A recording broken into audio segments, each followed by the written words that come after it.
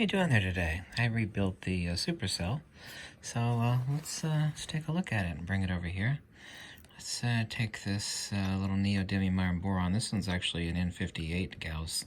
The reason why it wants to turn on the glass is because it's so slick and it wants to align to the Earth's magnetic fields, which it actually has done now. I'll try to give it a little spot of friction here, which is kind of difficult. Let me get down closer at a steeper angle so you could take a look at it here.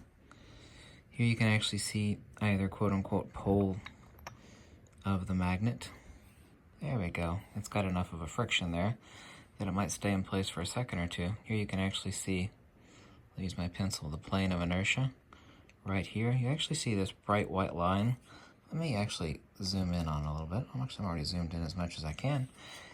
And focus this bright white line here right along the plane of inertia. Here you can actually see one pole and the other. I actually know, since this one is red shifted and this one is blue shifted, that which pole of the magnet I'm actually looking at on the left and the right. Over here on the right side, we're actually looking at the South Pole. Over here on the left, we're looking at the North Pole. It says, due to geomagnetic precession, which exists at a ratio of 1 to 5, just like if you cut an egg in half, the fat bottom portion will be a representation of phi, or a volume of phi, 1.618, and the top portion at a proportionality of 1. So geomagnetic precession only means that all force vectors are curvilinear, and they extrapolate out the interior geometry of the toroidal geometry, and the toroidal geometry is the geometry of force and motion. This is the magnetic field. Magnetism is force and motion. It is centrifugal divergence, and obviously the opposite of that is what we actually see here on either side of the supercell. I wouldn't want to see, I've actually got a plane of inertia burned in right there, right because I had it sitting for so long on the glass. But what we're actually seeing is, and this is the solution in here is only a few microns thin, but we're actually seeing magnetoholographic depth. Isn't that beautiful? We're actually looking at the conjugate geometry of force and motion, inertia, and acceleration, respectively so, magnetism and dielectricity that make up the entirety of the universe. Here you can actually see an interesting phenomena. Well, you could have saw it there before it turned in the magnetic field of the Earth.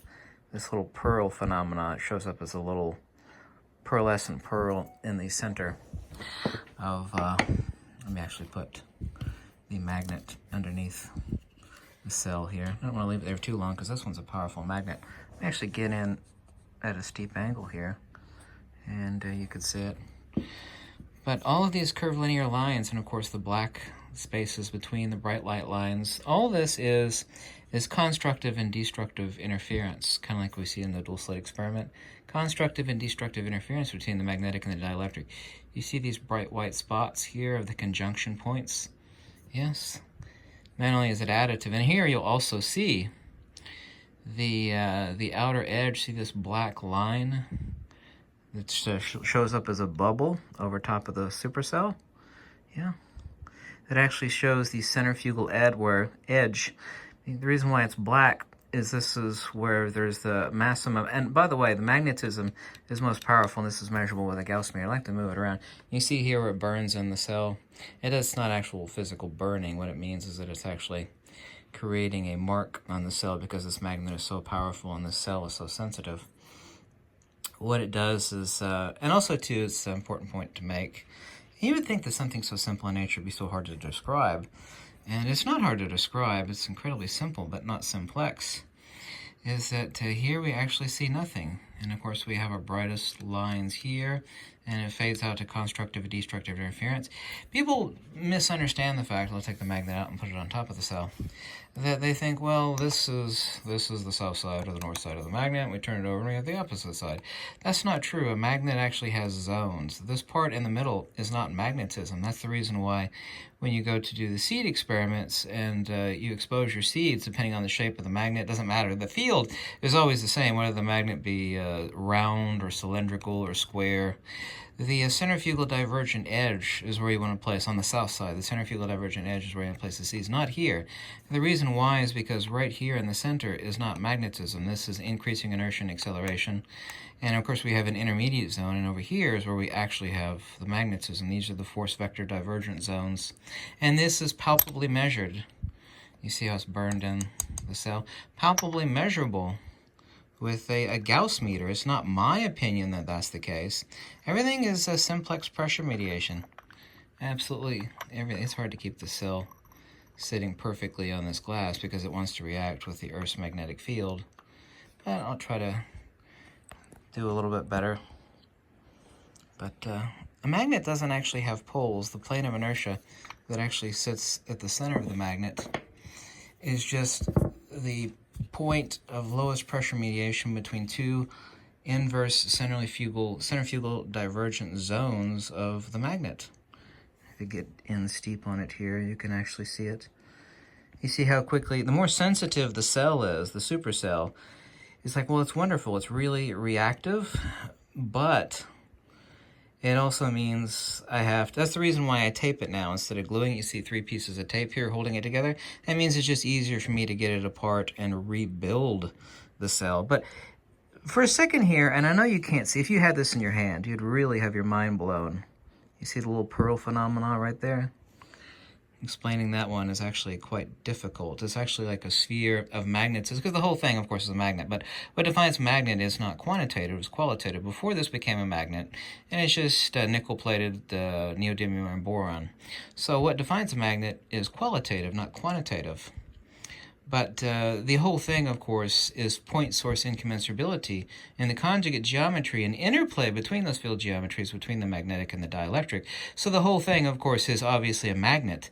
And that's the reason why, and really, that's a very, very simple explanation why you'd actually see this pearl phenomena. It's a spherical pearl inside the black hole, if you will, on either portal of the magnet.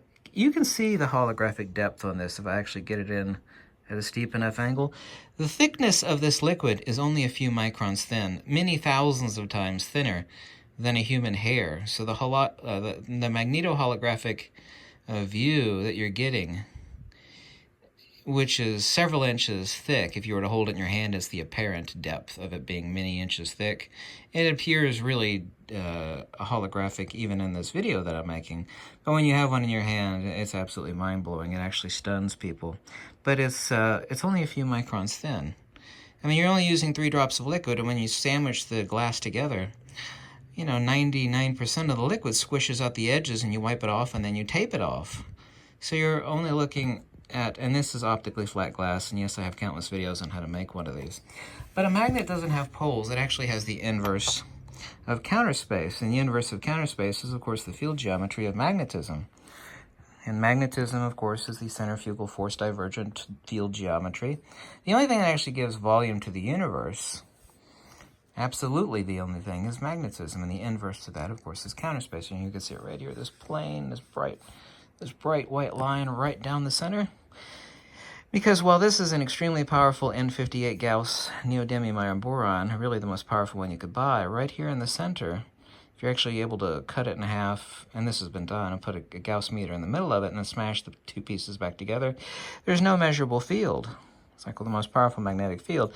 Why? Because people don't know what the definition of magnetism is. Magnetism is the force in motion centrifugal divergent field geometry, and its interplay between that and the dielectric. These lines are constructive and destructive cancellation lines. The reason why there's no light here and no light over here is because these are the dielectric portals of increasing inertia and acceleration. This is fundamentally, of course, what I mean by when I say, well, right here in the center is not actually magnetism. The same true on the other side. This big, this big black spot that you're seeing underneath the magnet, that is, let me put it here, that is, focus, this is not magnetism. This is magnetism out here. This is the dielectric portal of increasing inertia. Smaller the space, the higher the capacitance. All the power exists in counter space. You can say subspace, you can say zero space. Mother Nature doesn't give a damn what stupid human beings call it. It makes obviously no difference whatsoever. But all these lines out here, you see these lines are curvilinear. Mother Nature has no straight lines. That is because everything follows a curvilinear force vector, and people love to talk about the word vortex. But a vortex only means that all force vectors are tied at the plane of inertia, just like a dog that's on a chain that's staked to the ground. The dog can run out, but it can't run straight out. It actually runs out. If it wants to run around the stake, it will do so in a curvilinear manner. It cannot run straight in any direction. That's kind of a poor analogy, but I think you might get it. Let's, our ferrocell is kind of burning up quickly here. Let's actually put a magnet underneath here and see. This is another question to ask. I'll answer this one really quickly. Now here is a cylinder magnet also. You can see how small the portal is on this magnet, the black hole, if you will. This one is like an N40 Gauss. Yeah, same pattern, doesn't make any difference. Also, too, if I get in steep, you can actually see, you know, this bowl-shaped formation as all the light dips in the holographic view towards the dielectric center of counter space. Okay, let's move that one away. And let's put the big magnet underneath here. People say, well, a more powerful magnet has a bigger magnetic field. Now, you see how huge this is compared to the one I just had underneath there? The reason why it's so much larger, the black hole is so much bigger. I call it a black hole because people love saying black hole. It looks like a black hole. I'm just going to call it a black hole. Well, that's fine. Well, it's the portal of dielectric acceleration towards the null point at the plane of inertia at the center of the magnet. And at the center of the magnet, there is no magnetism because people don't know what the hell magnetism is. But people will call and they'll go on eBay off one of my recommended people to buy magnets from at a cheap price. They'll say, well, I got this super powerful magnet, but the field is not very big around it. You'll notice how huge the black hole is on this really powerful N58 Gauss magnet. It's basically an N60. The reason for that is as you increase the magnetism, you increase the dielectric acceleration towards counter space. So the spatial field of a more powerful magnet becomes smaller. And remember this, I'm going to say it twice because it's so important. The smaller the space, the higher the capacitance. The smaller the space, the higher the capacitance. And since this is a really powerful magnet, it also, too, has higher capacitance, of which and by which and in which it was magnetized and created as a, quote, powerful magnet. But in so creating a powerful magnet, and it does have a strong centrifugal divergent vector around the centrifugal edge measurable by a Gauss meter, but a more powerful magnet actually has a smaller spatial magnetic field because power is in the dielectric. Power is never in the magnetic. Well, power should be force in motion, should be the magnetic centrifugal divergent field. No, because you, like everybody else, has everything upside down and backwards. People think power is like a nuclear explosion. And the nuclear explosion and the blast and the the big blast that everybody goes, ooh, they think that is power. That's the impotency of power. That is perfectly analogous to magnetism. Real power would be a softball-sized lump of silvery plutonium, yeah? A softball-sized lump of plutonium. That's actual power. Power is in counter space. When a nuclear explosion goes off, obviously the field is huge, enormous amounts of energy release, huge amounts of force vector, huge energy release, dissipation, energy impotency in that explosion. The same is true of magnetism. We actually have the conjugate geometries of force and motion, inertia, and acceleration. The more powerful magnet actually has a higher dielectric capacitance in this huge black hole, if you will, at the center of the magnet. You see how much I burned the cell by putting this really powerful magnet on top of it. Let's actually do it at this angle. Let you take a look. It's not as exciting there as it is here, is it? No. People always get excited by is the ring magnets. And the ring magnets are special because the actual physical magnet is the exact same geometry. Not exactly the same, but pretty much the same as the donut geometry. Because donut geometry is, of course, the geometry of centrifugal magnetic divergence, i.e. the toroidal field of magnetism. Yes, sirree, Bob. Let me actually do a three-dimensional. Let me get a little wider view and try to get closer. You see the three-dimensional view of the magnetic field? Let me place this underneath here. Everybody seems to like it underneath. There you go. I place... These are brown drops of the ferrofluid where I actually spilled a little bit in recreating it. There we go. Leave it sit there for a little bit. Let me get in at a steep angle. so you can actually see. Because in the middle of this ring magnet, there's nothing, right? There's just empty space. That's because a magnet doesn't emit anything. What you're actually seeing, of course, right, is the interplay between the incommensurable field geometry and that of the ether. Okay, the field around a magnet is not from the magnet. It's not emitting anything. It's the actual curvature and the field pressure mediation between the ether and the physical magnet. And the physical magnet, of course, has the incommensurable field geometry of being a point source field object. In other words, the entirety of the neodymium iron boron physical object is operating as one entity, basically like it was a single atom. Every magnet operates as if it were a single atom, in very, very simplex understanding. Now you see this, you see the holography on this baby? I really wish you actually had one of these in your hand, and I've shown you how to build them. But we're only looking at a few microns of thickness. And of course, oh, even in the center of the ring magnet here, where nothing is, because there's nothing in the center of that ring magnet, and it's just empty space, right? There's nothing there. That's the actual curvature of the constructive-destructive interference of the ether itself, obviously so, and logically so. Obviously, I burned in, you see these huge black circular rings, obviously I burned in this, let me put it over here where it's not burned in as well. Because obviously it's not burning in the conventional sense of burning, but here you can see it. You see this?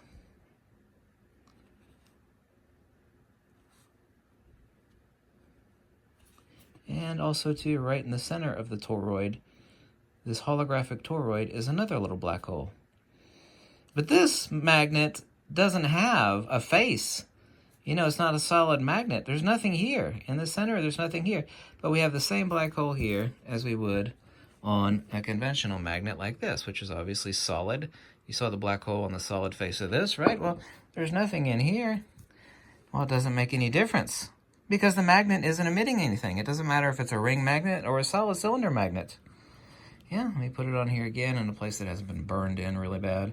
You see that little black hole right there? Let me zoom in a little bit more. See, you'll see it. You see it? I know you can see the donut forming in the center of this ring magnet. You can see it. I'm just lifting the supercell up and off of... You can see it. You see there? You see these curvilinear little vortex lines? These looks like that toroidal slinky called a toroflux. It looks exactly like that. Constructive-destructive interference between the magnetic and the dielectric, and right here in the center is the null point of counter space. Thank you so much for watching. Hope you like this video. So if you do, let me know and click the link below. Any support is greatly welcome. Now, it took me about 20 minutes to rebuild this cell, and I ruined it for this video, and now I have to rebuild it again. Joy, joy, joy. Every time I do, I stain my hands. I stain my hands. That's okay. That's okay. Thank you so much for watching, and I'll catch you soon. You see the black hole there? You see it? I know you could see it. See, you see that? You see it? I know you can see it.